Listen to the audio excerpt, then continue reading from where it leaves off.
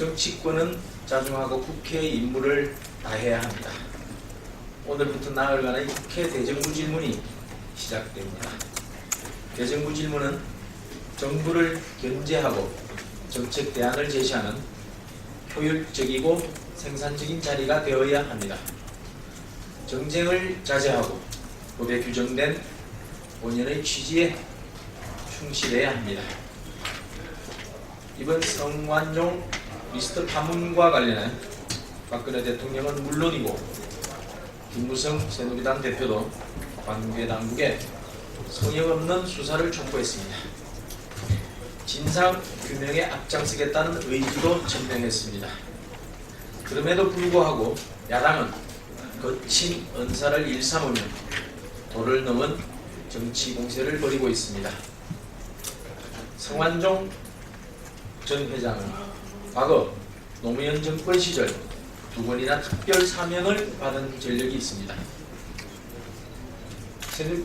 새정치민주연합 문재인 대표는 2번의 특사 당시에 민정수석 비서관과 대통령 비서실장을 맡고 있었습니다. 그런 문 대표가 확인되지 않은 의혹을 가지고 직접 정치 공세를 벌이는 것은 국민 보기에 민망합니다.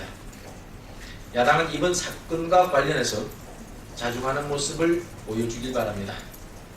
진상규명은 검찰에 맡기고 국회는 국회 본연의 임무를 다해야 합니다. 국정을 흔들고 발목 잡아 중단시키는 사태는 없어야 합니다.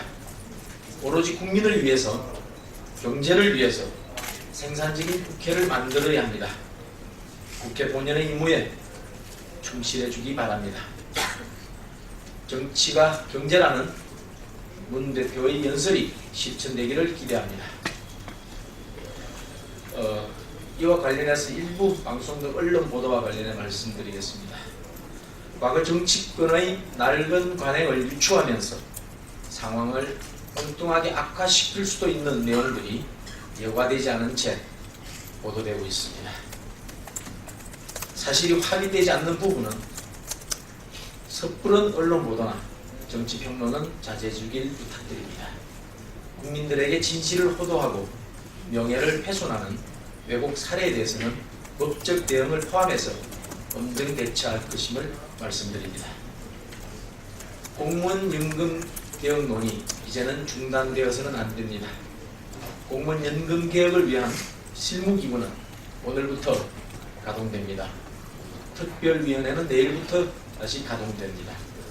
지난 금요일 인사혁신처가 5개 개혁안에 대한 재정 분석 결과를 발표한 데 대해서 야당이 반발하면서 파행되었던 국회가 재가동되기 시작했습니다. 어렵게 움직이기 시작한 개혁의 시계바늘을 되돌릴 수는 없습니다. 이미 60에서 70%의 국민이 공무원 연금 개혁의 필요성과 시급성에 동의했습니다. 애매모호한 수학 기호 뒤에 숨어서 정부가 발표한 비교 분석 자료에는 어깃장을 놓는 그런 야당의 시간 끌기는 그만둬야 됩니다. 공무원 연금 개혁안을 5월 6일에 처리하기로 한 여야 합의는 반드시 지켜져야 합니다. 종료 시점까지 20여일 남았습니다. 멈추지 않고 달려도 짧은 시간입니다. 국민과 공무원, 부모 세대가 그리고 자식 세대가 상생하는 진정한 공존 경제를 위한 마지막 기회입니다. 야당의 대승적인 결단을 기대합니다. 오늘 최고위원회 비공개회의에서는 박인용 국민안전처 장관으로부터 국민안전성과 및 향후 계획 등에 대해 보고받았습니다. 김무성 대표는 이 자리에서 세월호 사고로 큰 충격을 받은 지 1년이 된 만큼 국민안전대책을 제대로 준비하고 있는지 점검해야 한다. 그리고 안전에는 불편과 비용이 함께 수반되는 만큼 정부의 대책이 잘 전파되도록 노력해달라고 당부했습니다. 김 대표는 이어서 안전한 나라를 만들려면 국민들의 안전의식이 높아져야 하고 이를 위해서는 안전교육이 중요하므로 안전교육진흥법 제정에 노력을 기울여야 한다.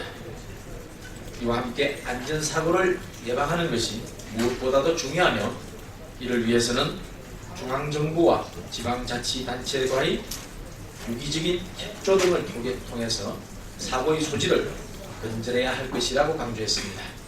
새누리당은 국민 안전 최우선을 정책의 최우선 과제로 삼고 계속해서 노력할 것임을 국민께 다시 한번 약속드립니다. 제외 공간의 테러 대책을 세워야 합니다. 리비아 트리폴리 주재 한국 대사관이 어제 IS로 추정되는 무장 괴한으로부터 공격을 받았습니다. 한국인 피해는 없지만 현지인 경비원 2명이 숨지고 1명이 부상을 당했습니다. 아직은 공격 주체가 누구인지는 범행 목적이 무엇인지는 정확히 밝혀지지 않았지만 그 내용을 밝히는 것이 급선무입니다. 제외 공간이 습격당하는 일이 드물었다는 점을 고려한다면 IS가 우리나라를 직접적인 협박 대상으로 삼았을 가능성을 배제해서는 안 될 것입니다. 추가 테러 가능성에 대해 대비해야 합니다. 가장 중요한 것은 우리 국민의 안전 확보입니다. 아랍과 북아프리카 등지는 기독교 성지 순례와 선교, 구호 활동을 위해서 많은 국민들이 찾는 곳입니다. IS 활동 번역 국가의 제외 공간들은 각별한 주의를 기울여서 안전 대책을 세워야 할 것입니다. 에볼라 구호대의 성공적인 귀환을 환영합니다. 시에라리온에 파견됐던 긴급 구호대 의료제 3진이 일상생활로 복귀한 것을 환영합니다. 지난달 귀국한 긴급 구호대는 에볼라 최대 잠복 기간인 3주간의 국내 격리 관찰 결과 감염 증상 없이 모두 건강한 상태로 복귀했습니다. 지난해 12월 13일 출국한 1진을 시작으로 3진까지 시에라리온 수도 프리타운 인근 가드리치 지역에서 운영하는 에볼라 치료소에서 각각 4주간 국내 국제 의료진들과 함께 활동했습니다. 우리 정부가 대규모 전염병 사태에 대응하기 위해서 외국에 긴급 구호대를 파견한 첫 사례였습니다. 우리 의료진이 활동하는 기간에 시에라리온 현지의 에볼라 감염자 수는 급감 추세를 보였습니다.